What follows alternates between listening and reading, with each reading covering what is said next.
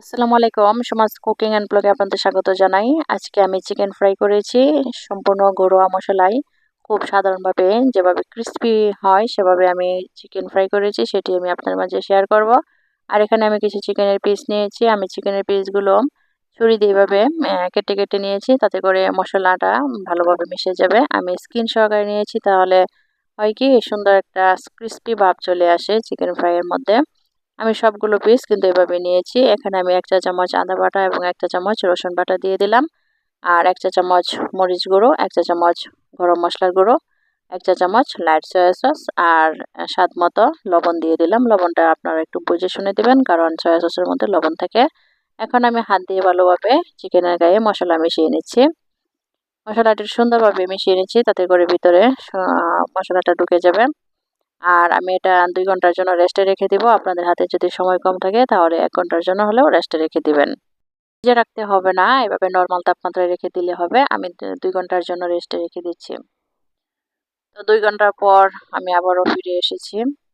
আমি চিকেনগুলো দেখে নিচ্ছি। খুব সুন্দরভাবে কিন্তু মেরিনেট করা হয়ে গেছে। আমি আবারও হাত দিয়ে একটু ভালোভাবে মিশিয়ে নিচ্ছি।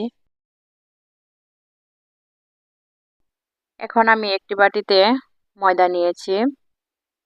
এখানে আমি কর্নফ্লাওয়ার দিয়ে দিচ্ছি ৪ চা চামচ। আর দিয়ে দিচ্ছি 1/4 চা চামচ লবণ। লবণটা আমি এখানে আন্দাজ বুঝে দিয়েছি, কারণ এর আগে লবণ ব্যবহার করা হয়েছে। আর ১ চা চামচ দিয়েছি মরিচ গুঁড়ো। এখানে আপনারা যে যেমন ঝাল খাবেন তার উপর নির্ভর করে কিন্তু মরিচটা দিবেন। আমি এখানে চিকেন আর ময়দায় ২ চা চামচ মরিচ ব্যবহার করেছি, তাতে করে একটু ঝাল ঝাল হবে। তো আমি এখন কুটিং করে নিচ্ছি। ময়দার সাথে চিকেনের পিস দিয়ে দিলাম, দিয়ে হাতে চেপে চেপে আমি কুট করে নিচ্ছি। ময়দাটা যত সুন্দরভাবে কুট করা হবে চিকেন তত ক্রিস্পি হবে। আমি একবার দিয়ে চেপে চেপে দিয়ে আবার ঝেড়ে নিচ্ছি। এটা একটু সময় এবং ধৈর্য নিয়ে করতে হবে। এখানে কিন্তু চিকেনের যে ফোলা ফোলা ক্রিস্পি থাকে মুচমুচে, ওগুলা কিন্তু চলে আসবে এই কুটিংয়ের মধ্যেই। তাই একটু সময় নিয়ে কাজটা করতে হবে। আমি ঝেড়ে নিয়েছি ময়দাগুলো এবং নরমাল পানিতে আমি ডুবিয়ে রাখছি। ১৫ থেকে ২০ সেকেন্ডের মতো আমি ডুবিয়ে রাখবো। আরেকটি পিস আমি ঠিক একইভাবে কুটিং করে নিচ্ছি। আমি হাত দিয়ে চেপে চেপে কিন্তু কুটিং করছি। কুটিংটা যত সুন্দর হবে চিকেন ফ্রাই কিন্তু তত সুন্দর ক্রিস্পি হবে, মুচমুচে হবে। আমি ময়দা হাত দিয়ে চেপে চেপে আবারও দিচ্ছি এবং ঝেড়ে নিব। ঝেড়ে আবার নরমাল পানিতে আমি ডুবিয়ে রাখবো। এখনই কিন্তু ক্রিস্পি ভাবটা অনেকটা চলে আসছে। আমি এক পিস নিয়ে আবার কুটিং করছি। আপনারা যদি একটু বেশি ক্রিস্পি খেতে চান তাহলে আরও একবার পানিতে ডুবিয়ে নিতে পারেন, নিয়ে তারপর আবার কুটিং করতে পারেন। আমি হাত দিয়ে চেপে চেপে কিন্তু ময়দাটা কুটিং করছি, মিশিয়ে দিচ্ছি, আবারও ঝেড়ে নিচ্ছি। এভাবে আমি সবগুলো টুকরো একই প্রসেসে কুটিং করে নেব। আমি ময়দার সাথে যে কর্নফ্লাওয়ারটা ব্যবহার করেছি, আপনারা চাইলে কর্নফ্লাওয়ার ব্যবহার করতে পারেন। যদি কর্নফ্লাওয়ার হাতের কাছে না থাকে তাহলে কিন্তু চাউলের গুঁড়াও ব্যবহার করতে পারেন, তাতে করে কিন্তু মুচমুচে হবে। এই যে আমার ক্রিস্পি ভাবটা এখানে চলে এসেছে। আমি আর পানিতে ডুবাবো না।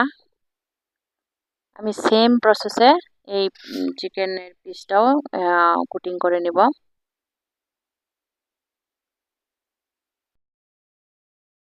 কুটিং করা হয়ে গেলে তারপর আমি বাকি পিসগুলো কুটিং করে নেব। একেবারে সম্পূর্ণ ঘরোয়া উপাদানে কিন্তু তৈরি করছি আমি চিকেন ফ্রাই। আমার সবগুলো চিকেন এভাবে কুটিং করা হয়ে গেছে। এখন আমি তেলে ভেজে নেব।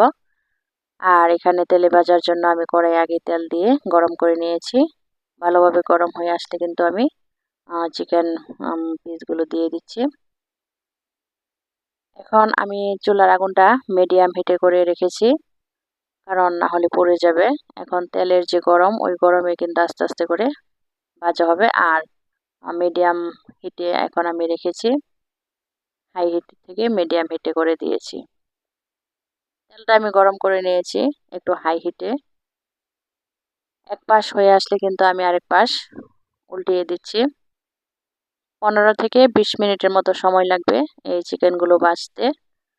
আর আমার ২ পিস হয়ে গেল বাকিগুলো হয়ে গেছে, আমি আস্তে আস্তে করে সবগুলো নামিয়ে নিব।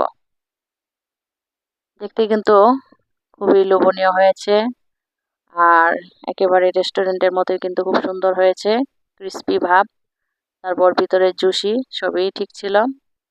তো এভাবে আপনারাও বানিয়ে নেবেন খুবই সাধারণভাবে এবং ঘরোয়া মশলায় খুব সহজভাবে চিকেন ফ্রাই তৈরি করতে পারবেন সবাই। তো আমার চিকেন ফ্রাইটা কেমন হয়েছে সবাই আমাকে কমেন্টসের মাধ্যমে জানাবেন। সবাই ভালো থাকবেন, সুস্থ থাকবেন। আল্লাহ হাফেজ।